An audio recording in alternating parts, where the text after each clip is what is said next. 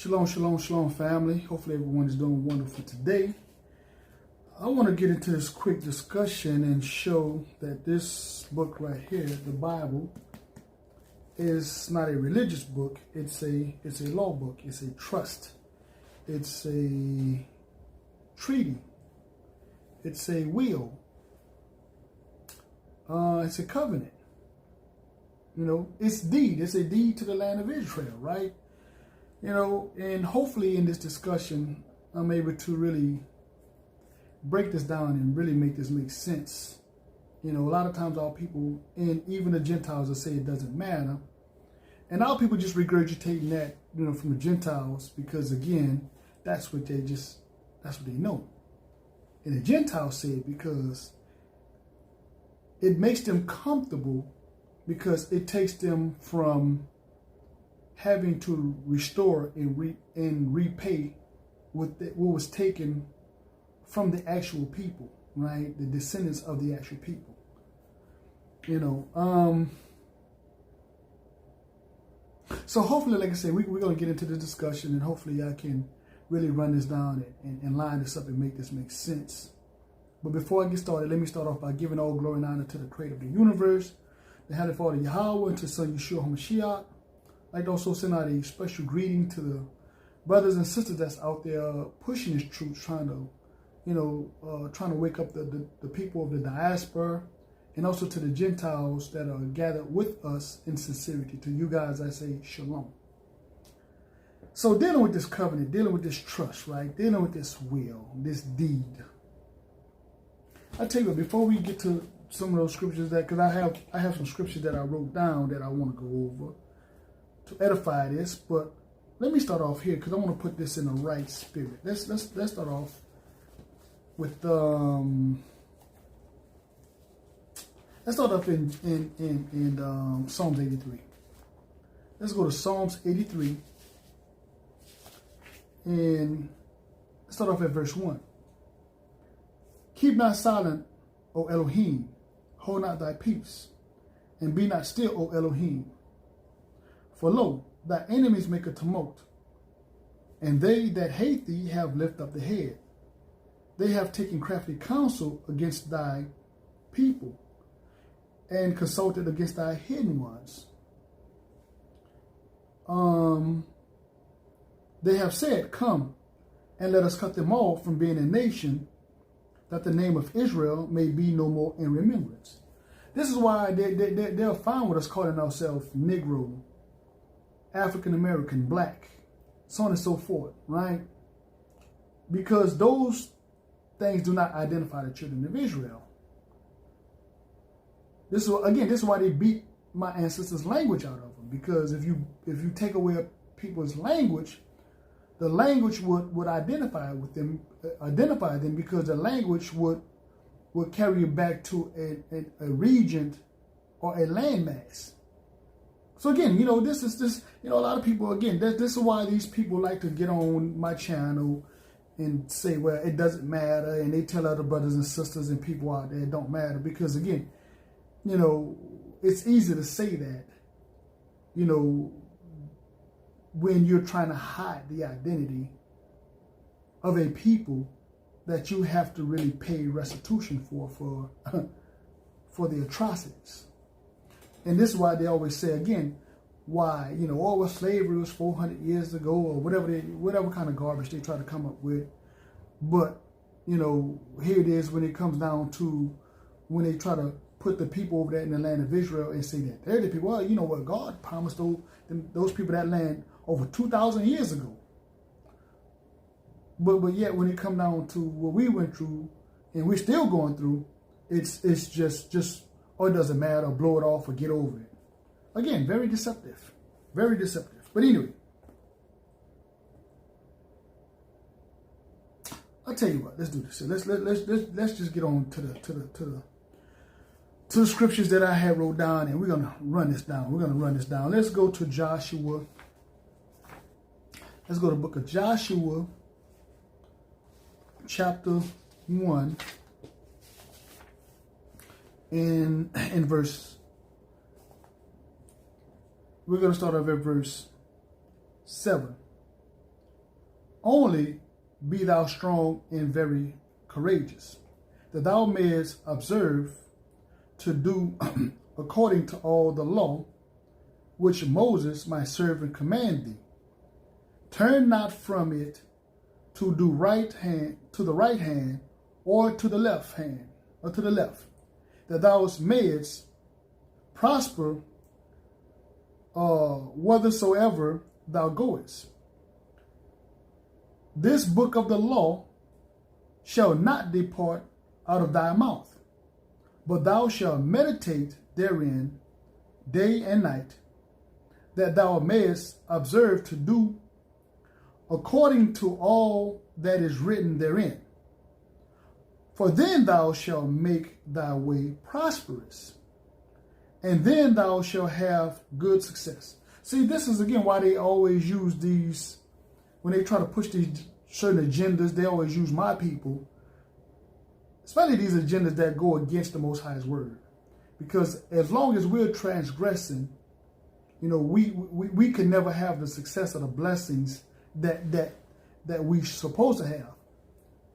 Even with, like they say, looking at when coming out of slavery, straight out of slavery, my people start building cities and towns and wealth. And what did these people do? They burned it down. They flooded them. Because again, if we could come straight out of slavery and do these things, then how great and how powerful my ancestors were. But they'll say, well, black people ain't do this and black people can't do that, but yet they don't know. And this is why they hide that history. This is why they want to teach. They don't want to teach what they call critical race theory. It's not a theory; it's facts. But they want to hide these things. They want to hide Rosewood. They want to hide Tulsa, Oklahoma. They want to hide Elaine, Arkansas. They want to hide all these things. They want to hide this information because it shows that these people are liars. And my people fall for the okie doke all the time. But anyway, like I said, but like the book said, the book of the law. It's not religion. The Most High didn't give us no religion. It's the book of the law. But the adversary needs you to transgress these laws so he can remain in power. But again, for my people that keep thinking this, again, they keep having a mindset as well as these people. It doesn't matter. The Most High going to deal with you and your wickedness as well. He's going to deal with you first and foremost. And when he finishes dealing with you, the Gentiles going to say, okay, if he deal with his own people like that, again, if the Most High deal with us by putting us into captivity, how much more these Gentiles? See, they know as long as you're stumbling and you're falling and you're not keeping the law, they good. This is why they fear when we talk about we're the children of Israel. That's why they hate that. Because as long as we call ourselves Negroes, black, colored, and all that, we're not re-identifying with our covenant, our connection to the Torah. I'll tell you what, I mentioned covenant. Let's go to the Black's Law Dictionary. Let's go to the Black's Law Dictionary. Let's get the word. Let's get covenant. Covenant, an agreement, convention, or promise of two or more parties by deed in writing, signed and delivered, by which either of the parties pledge himself to the other that something is either done or shall be done or shall not be done, or stipulates for the truth of a certain fact. Again, this is why the Most High say, thou shalt do this, or thou shalt do that, or thou shalt not do this, or thou shalt not sleep with mankind like he do with womankind. The dietary law, the moral law, on and on and on. And the adversary use us to push the agenda to go against the Most High's commandments. Celebrate any pagan holiday, right? And our people fall for it hook, line, and sinker. But again, this is what got us in captivity. And for those of us that really see this, we're not going through that no more.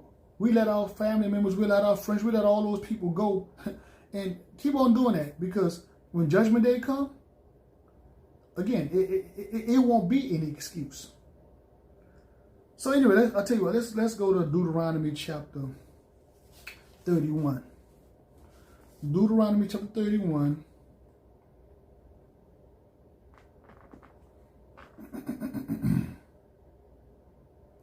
And 24. And it come to pass, when Moses made the end of the writing of the words of the law in a book until they were finished, that Moses commanded Levi, which bear the ark of the covenant of Yahweh, saying, take this book of the law and put it in the inside of the ark of the covenant of Yahweh your Elohim, that it may be there for a witness against thee. Again, this book of the law is a bear witness against us, because as long as we're breaking this law, it's bearing witness against us. I tell you what, scripture just came across my mind. I'm gonna try my best to stay on point with the scriptures I wrote, but something just came across my mind. Let's go to Exodus.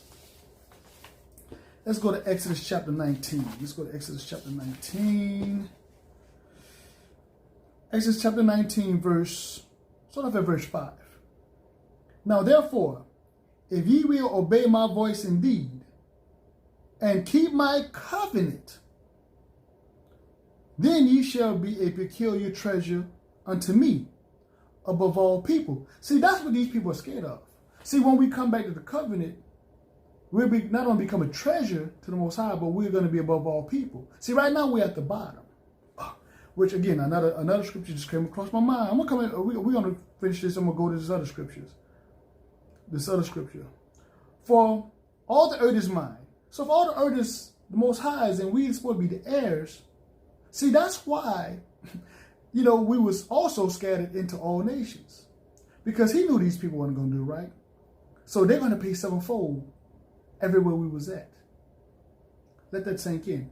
They're going to have to pay sevenfold for everywhere we were at. Instead of going ahead and just take what the Most High gave them, but in their wickedness, the Most High is going to show his might. Because again, of the wickedness of these people's heart. They had every opportunity to get out of this with minimal damage. But again, he already said that these people were going to go too far. But anyway, let's read further. Verse 6. And ye shall be unto me a kingdom of priests and a holy nation. These are the words which thou shalt speak to the children of Israel. So again, like I said, above all nations. I'll tell you what, let's go to Deuteronomy. Let's go to Deuteronomy chapter 28. Deuteronomy chapter 28. And let's start off at verse 43. The stranger that is within thee shall get up above thee very high, and thou shalt come down very low. He shall lend to thee, and thou shalt not lend to him. He shall be the head, and thou shalt be the tail. Moreover, all these curses shall come upon thee, and shall pursue thee, and overtake thee till thou be destroyed, because thou hearken not unto the voice of the law of Yahweh thy Elohim, to keep his commandments and his statutes which he commanded thee. Again, this is why we're at the bottom. This is why we have to go to these people for everything. We need food. You have to go to their grocery store. We need a loan for a car, a mortgage. We have to go to their banks or their financial institutions. We need clothing. We have to go to their stores. Right? Look at how women get treated going buy hair from these people. Again, the Most High word will follow us everywhere we go. So if we break that covenant, we break that word, you know what I'm saying? The Most High will judge us. Those curses will follow us. And again, like I said, a lot of people like to say, well, how you just focus on the curses? Again, I'm not focused on the curses, because again, we're beyond that. But I'm showing that when we look at the prophetic nature of this book, right? We look at the prophetic nature of this book. You can see how all these things are being manifested in spiritually and in a natural sense as well. But anyway, so like I said, let's get back. Let me get back to scriptures that I wrote down. Let's go to Nehemiah.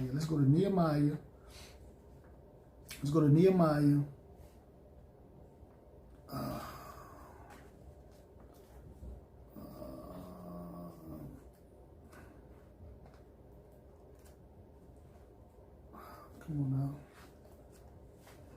It's a lot. Okay. Nehemiah chapter 9. Nehemiah chapter 9. And we're going to start off at, let's just start off at verse 1. Now in the 20th and 4th day of this month, the children of Israel were assembled with fasting and with sackcloth, and the earth upon them. And the seed of Israel separated themselves from the stranger. Again, just like the stranger that's amongst us now. Separate ourselves. And stood and confessed their sins and the iniquities of their fathers. See, our people are not willing to they're not willing to confess their sins. I've heard a lot of our people say, well, I ain't sinning. This is why these people don't believe in the law. And they'll keep on sinning. We don't want to confess the sins of our fathers. See what I'm saying? Our fathers done wickedly. Our fathers done evil. Our fathers, they committed to the covenant that the Most High gave us, and then they turn around and they want to be like the other nations. And the Most High gave us up to our hearts. Right? Okay. And they stood there up in their place, and they read in the book of the law of Yahweh their Elohim, one fourth part of the day, and another fourth part of them confessed and worshiped Yahweh their Elohim. Right? So again, see, they always went back to the book of the law. And a lot of people keep on talking about, well, that's the Old Testament. Oh, I tell you what. Let me do this. I'm gonna go to Old Testament, then we'll go to New Testament. Let me go to Jeremiah. Let's go to Jeremiah. Let's get something lined up right fast. Let's go to Jeremiah 31:31. Right? Jeremiah 31:31. Behold, the days come, says Yahweh, that I will make a new covenant. Again, going back to the covenant. It's not a religion, it's a covenant, contract, trust, treaty. Right? With the house of Israel and with the house of Judah. Not according to the covenant that I made with their fathers in the days that I took them by the hand to bring them out of the land of Egypt, which my covenant they break. So again, that's what got us in trouble. Although I was a husband unto them, says Yahweh, but this shall be the covenant that I will make with the house of Israel, becoming one nation, right? After those days, says Yahweh, I will put my law, again, going back, this is book of law, in their inward parts, and write it in their hearts, and I will be their Elohim, and they shall be my people. Again, if we're not following this law, man, how can we be heirs? How can we be his people? Let's go to Hebrews 8:8. Let's go to Hebrews 8:8. Get a precept for that right fast. Let's go to Hebrews 8:8 and get a precept for that right fast. Hebrews chapter 8, verse 8. For finding fault with them, who is to them? Israel. He said, behold, the days come, says Yahweh, when I will make a new covenant with the house of Israel and with the house of Judah, not according to the covenant that I made with their fathers in the days when I took them by hand to lead them out of the land of Egypt, because they continue not in my covenant, and I regarded them not, says Yahweh. For this is the covenant that I will make with the house of Israel after those days, says Yahweh. I will put my law, again, for those that keep saying the law is done away with, the law in their mind, put the law in their minds and write it in their heart.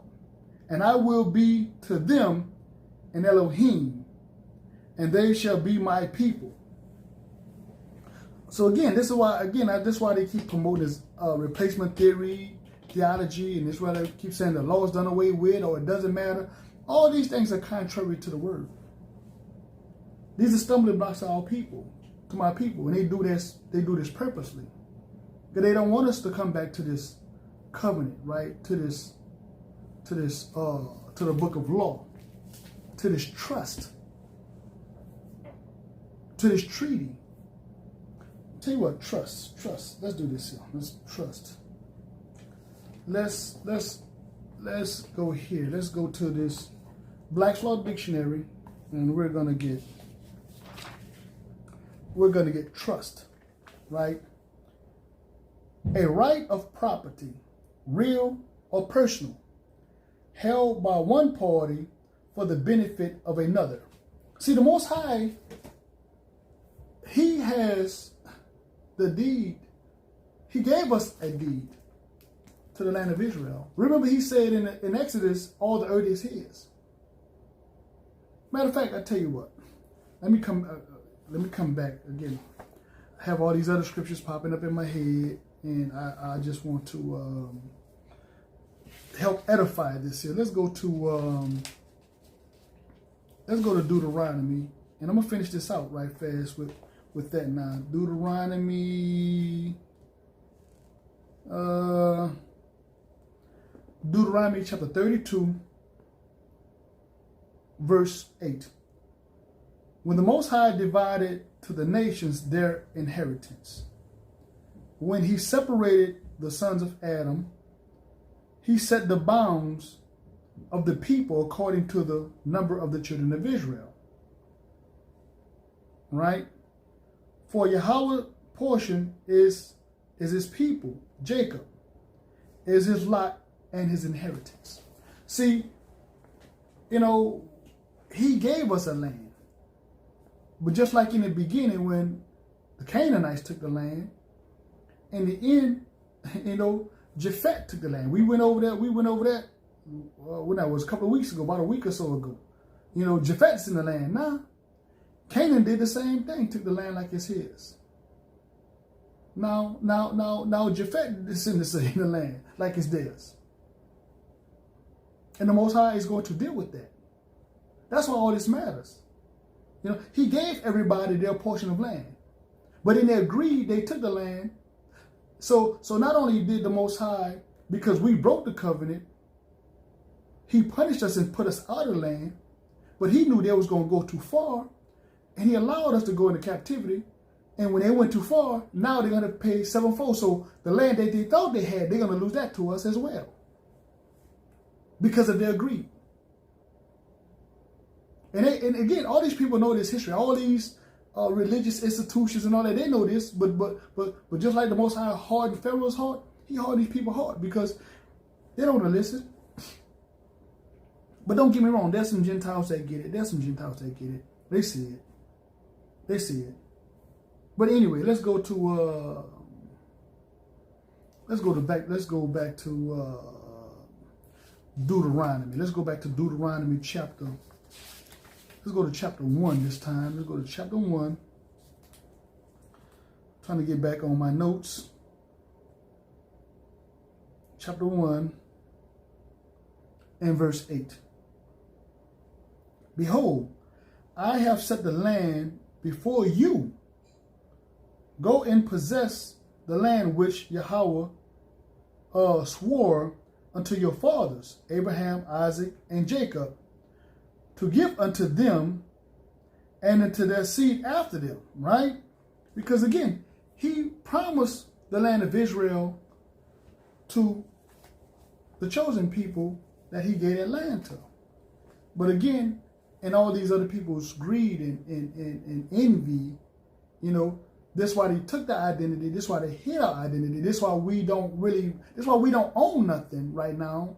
Not just because we're serving a punishment, but because of their greed, because of their hatred, because of their arrogance.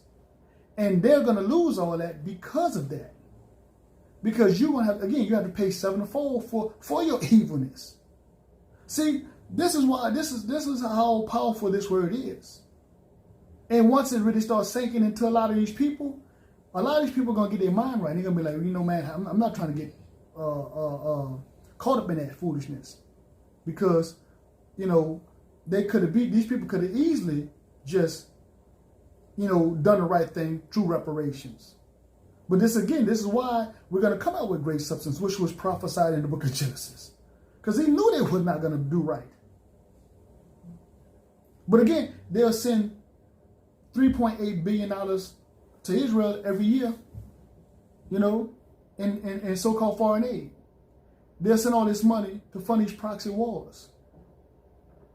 And again, the Gentiles that get in their feelings when we start breaking this down, you'll be mad with us, but you're not mad with the people that's over here that's running your government that's lying to you with all this foolishness. You won't be mad with them. But when we was complaining, talking about the atrocities and the unfair treatment, the injustices and stuff like that, it was be quiet. But now that the table has turned on you, see, we're not having nothing to lose. We own less than 1% of this of the wealth of this country. So we used to you taking everything from us, but now that they're taking it from you, now you have a problem. We need all to come together. But what was that mindset again? It goes back to the same thing with John 3:16. What was that mindset when my people was in slavery? What was that mindset when my people was going through Jim Crow? What was God so loved the world that he gave his only begotten son, that whoever believes shall have, you know, everlasting life. What was that mindset during slavery? What was that mindset during Jim Crow? Right? See again, rape was rape then, like it's rape now. Murder was murder then, just like murder is murder now. Theft of land is theft of land like it was now. But see, when we would say that, when we was unconscious, when we didn't know who we were, when we didn't really understand this, it was, that was a different time. So you can't speak like that now. You can't speak like that now. See, you can tell that to people who are still asleep, but those that are conscious, and this is why they such an attack on what they call the woke movement. Because the people are not hearing that foolishness. You can tell it to the people who are still asleep with this foolishness, yeah, because they don't know no better. And you're going to continue to rob them, but the Most High gave them up to a reprobate mind. He gave them up to a reprobate mind, right? But anyway, like I said, let me get back on track. Let me go back to scriptures I wrote down, right? Let's go to Genesis chapter 17. Again, like I said, this is the book of law. This is not no religion. He didn't give us religion. He gave us customs. He gave us laws. He gave us culture. And we took, in the midst of all that foolishness, we took and we made something. So how much more if the Gentiles are listening and following, these things that don't magnify the Most High? How much now when we come back to His covenant and be the priests? Again, we have a job or responsibility to do. It's not no flex. It's a job and responsibility. You know, it's an oath. But a lot of people, again, they're going to get in their feelings because again, it's not what they're used to hearing. It's not that smooth doctrine. It's not that, it's not that nice, soft, subtle, lie that they're used to hearing. So Genesis chapter 17, right? Genesis chapter 17. Let's start off at verse 7. And I will establish my covenant. Again, we went over the word covenant between me and thee, and thy seed after thee, and their generations for an everlasting covenant, to be an Elohim unto thee, and to thy seed after thee. And I will give unto thee and to thy seed after thee the land in the land wherein thou art a stranger, all the land of Canaan for an everlasting possession, and I will be their Elohim. Because again, the Canaanites took that land. That's why the Most High, again, he promised that to the descendants of Shem, but Canaan wound up taking that land. And it wasn't promised to him. See, Noah being the grandfather, he was the one that was going to give out the inheritance to that certain bloodline. He gave remember we read that he gave every nation their portion according to the children of Israel. So it's not like these people did not have a land. It's not like they didn't have a land. They had land. But in their greed, they wanted this land, and that wasn't given to them.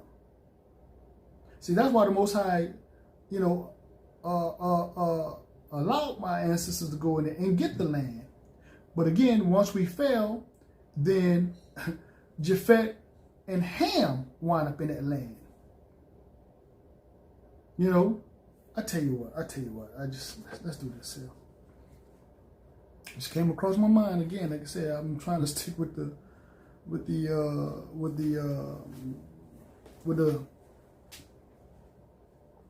scripts that I had wrote down, but again, just how the Most High works. Let's go to Joel, right? Joel chapter 3. Joel chapter 3. For behold, in those days and at that time, when I shall bring again the captivity of Judah and Jerusalem, I will also gather all nations and bring them down to the valley of Josaphat, and plead with them for my people and for my inheritance, whom they have scattered among the nations, and part of my land. Again, like I said, see, once we went into captivity, they spread us amongst all the other nations, right? And then they took the land like it was theirs. And while we was in that land, they mistreated us, kept us down, took our identity from us, kept us from receiving any kind of wealth and getting resources. But see, the Most High is going to turn those curses into a blessing because they went too far. So in that captivity, like I told you, the captivity was not just about punishment, but it's a place of refuge, but also it's a place of redemption. Because now, again, being redeemed, not only being redeemed, but being restored. Because what was taken from us, we're going to get that sevenfold. They took land from us. They took riches from us. They took culture from us. They took identity from us. And we're going to get that sevenfold. So, again, all these people keep thinking it's a joke. Keep on. Laugh. Enjoy yourself. But I know right about now, a lot of these people feeling the heat. And again, some of those Gentiles that really get it, they repented. And they're gonna partake in some of those blessings. But for you wicked Negroes and for some of you wicked Gentiles, again, keep on with that mindset, keep on with that spirit. Enjoy yourself while you can. Laugh it up, enjoy it. But anyway, let's do this before I get to the last scripture. Because I keep saying a treaty. We're gonna go to what they call a Caesarean treaty, right? Caesarean is spelled Suzereain, Caesarean, right? And it's in French, a feudal law, the immediate vessel of a king or a crown vessel. A tenant in, I guess you pronounce that, Capiteia, a tenant in Capiteia, a lord who possesses a fief whence other fiefs issue. A nation that exercises political control over another nation in relation to which it is sovereign. That's the Most High. He's sovereign, right? The Most High is sovereign. And he is the one that's over this covenant, right? It's a contract between a greater power and a lesser power. Let's put it in layman terms. It's a covenant or a contract or a treaty between a greater power and a lesser power, right? So again, I hope this is resonating. I hope it is making sense. You know, getting the scriptures and then going and getting the definitions to really make this make sense and show you that this book is a law book. And this book is going to bear witness against all the nations because you have it in your possessions. In fact, the principles of this Bible, this country built not only its wealth, but it built its government. It built its policies. It built all the ways of its life from the principles of the Bible. Even when some of these wicked people talking about, well, the Bible condones slavery, but they'll never go in and really go get the understanding of how to deal with this situation, with this manner. There's a righteous way to deal. You can't just enslave a man against his own will. That's not Torah. That's not Bible. That's not a principle of the Most High. You can't just enslave a man against his own will. You know, again, we read that a while back. And we're not gonna keep on going over a lot of these things. You know, you can't imprison a man against his own will. There have to be an agreement. There has to be a contract between these two parties. And in a sense of servitude, you know, you're supposed to serve your sentence or serve the terms of your contract, and then you go out free. You go out free, or you go out with the things that you was promised. But again, you know, people want to sit back and they're gonna think it's a joke and it's funny. I'll tell you what, let's get one more and then we're gonna call it a day. Let's do this here. Where do let's go to Galatians chapter 3.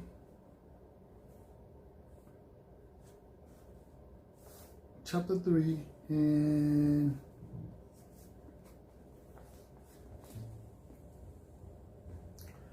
and verse 10. For as many as all of the works of the law are under the curse. For it is written, cursed be everyone who continues not in all things which are written in the book of the law and do them. Again, like I said, this book of the law. And again, like I said, a lot of people try to keep telling you that this book of the law is done away with, and they're not understanding everything has a context. Everything has a context. You know what I'm saying? We're not justified by the law, you know, but the law is perfect. But but in our faith, we keep the law, right? We keep the law in faith because there was a promise. There was a promise that was made to us, and we agreed with this oath to do something for something, right? Something for something. So in order to receive the promise, you will have to fulfill our part of the obligation. You know, now, you know, the law don't make us righteous, you know, but the law is perfect. The law don't make us righteous, you know, but following the law, you know, following the Most High's rules and regulations in faith is what he's looking for. He's looking for a humble and contrite heart, you know. That's what he's looking for, because we're going to make mistakes. We're going to make mistakes. But again, when we make those mistakes, I tell you what, I know I say that was the last scripture. Where is that? Again, in I'm saying so-called New Testament with this one as well. I'm trying to think, family. I had a scripture in my head. I'm trying to remember. Okay, I got it. Let's go to 1 Corinthians. Let's go to 1 Corinthians. 1 Corinthians.